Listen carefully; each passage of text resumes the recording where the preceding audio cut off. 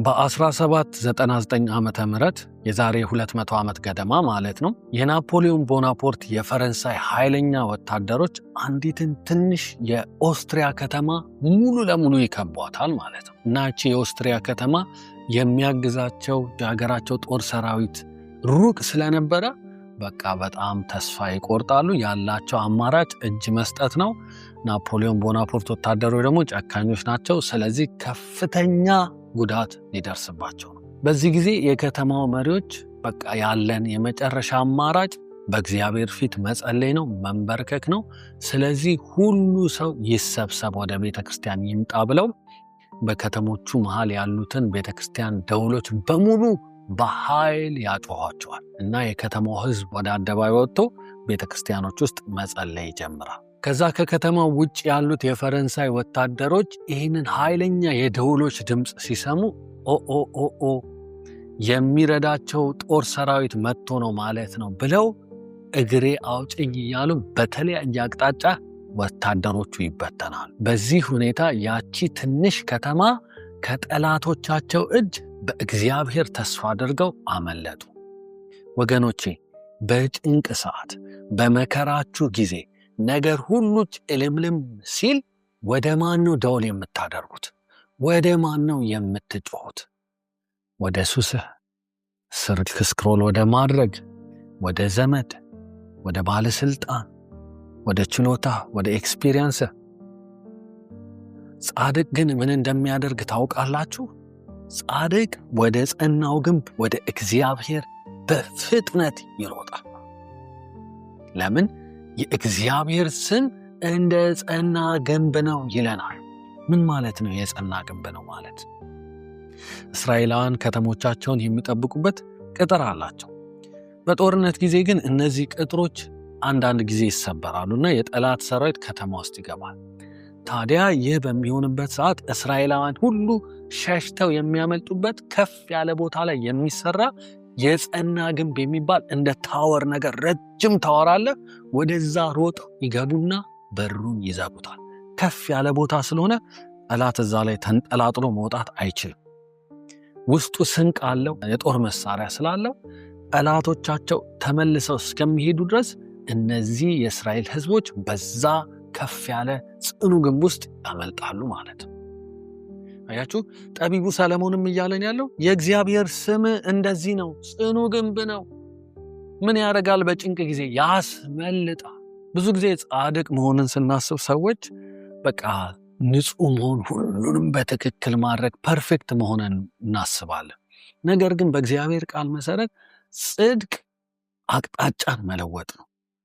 ለተስፋ ወደ ራስህ ትመለከታለህ ወይስ ወደ እግዚአብሔር ትዞራለህ? ፐርፌክት መሆን አይደለም፣ ኢንዲፔንደንት መሆን አይደለም። በተለይ በዚህ ዘመን ኢንዲፔንደንት መሆን በቃ አልቲሜት ጎል በሆነበት ዘመን ኢንዲፔንደንት መሆንን ነው ዓለም የምታስተምረን። ጽድቅ ግን በእግዚአብሔር ዲፔንደንት መሆን ነው። በገንዘብ አይደለም፣ በስራ አይደለም፣ በስልጣን አይደለም፣ በእግዚአብሔር ዲፔንደንት መሆንን ነው እግዚአብሔር ቃል የሚያስተምረን። አያችሁ፣ ክርስትና በራስ መቆም አይደለም፣ በእርሱ ብርታት መደገፍ እንጂ። ፍጹም መሆን አይደለም ጽድቅ፣ ፍጹም ሆኖ በእግዚአብሔር ትረስት ማድረግ ነው። በጣም የሚገርመኝ ግን ጻድቅ ወደዛ ወደ ጽኑ ግንብ የሚሄድበት አካሄድ ነው። ቀስ እያለ ወክ ያረጋል፣ ወይም አስቦ ወክ ያረጋል አይለን፣ ይሮጣል ነው የሚለው። አያችሁ፣ ምን ማለት ነው? ይለኛ ሌሎች ኦፖርቹኒቲዎችን አሟጠን ሌሎችን ነገሮች ሞክረን ሲያቅተን አይደለም ወደ እግዚአብሔር መሮጥ ያለብን። ነገሮች በምንም አቅጣጫ ሲያስቸግሩን፣ ሲከብዱን የመጀመሪያ መፍትሄያችን እግዚአብሔር ነው መሆን ያለበት። ለጻድቅ እግዚአብሔር የመጨረሻ ምርጫ አይደለም፣ የመጀመሪያው መፍትሄ ነው። አያችሁ፣ ይሮጣ ቀስ ብሏል፣ ኢሚዲየትሊ ነው የሚሮጠው። እኔ አሁን ለምሳሌ በድፍረት ጸድቅ ያለው ብዬ እናገራል። ምን ማለት ነው? በጣም ጥሩ ስራ ሰራለሁ፣ ሁሌ ፐርፌክት ነኝ፣ ምንም ጥፋት የለብኝም፣ በጣም ጻድቅ ነኝ፣ ሁሉንም ትክክል አደርጋለሁ ማለት አይደለም። ጸድቅ ያለው ማለት እግዚአብሔር በኢየሱስ ክርስቶስ አማካኝነት በመስቀል ላይ በሰራው ስራ እታመናለሁ። ለኔ መዳም የራሴን ስራ ላይም የራሴን ችሎታ ላይም የራሴን ለድሃ መርዳት፣ ጾም መጾም፣ ካይንድ መሆን ያንን ነገሮች እግዚአብሔር ፊት ያጸድቁኛል። እግዚአብሔር እነዚህን ስላረኩ ነው የሚቀበለኝ ብዬ ወደ ራሴ አልመለከትም። አቅጣጫዬ ወደ ማን ነው? ወደ መስቀሉ። እግዚአብሔር ለአንዴና ለመጨረሻ ጊዜ የተደሰተበት የኢየሱስ ክርስቶስ መስቀል ነው።